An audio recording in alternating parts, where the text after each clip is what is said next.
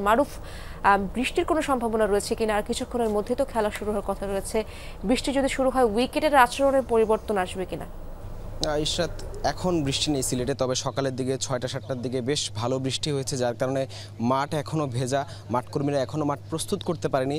নির্ধারিত যে সময় সকাল 10টায় ম্যাচ শুরু হওয়ার কথা থাকলেও আজকে যদিও 15 মিনিট আগে 9টা 45-এ ম্যাচ শুরু হওয়ার কথা ছিল, তবে সেই নির্ধারিত সময় ম্যাচটি শুরু হচ্ছে না। 10টার দিকে মাঠ রেফারি আম্পায়াররা মাঠ পরিদর্শন করবেন, তারপরে হয়তো একটা সিদ্ধান্ত আসবে যে কখন ম্যাচটি শুরু হবে। তবে হয়তো 15-20 মিনিট বা 30 মিনিটের মতো আজকে বিলম্বে ম্যাচটি শুরু হবে।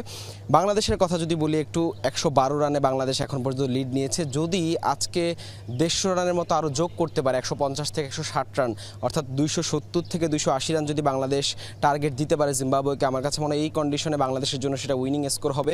এবং আজকে আর সারাদিনের বৃষ্টির এখন পর্যন্ত কোনো সম্ভাবনা নেই।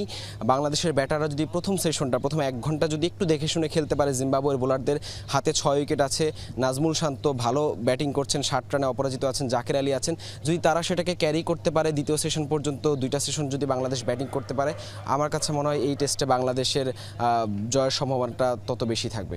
ইশরাত, ধন্যবাদ আপনাকে মারুফ।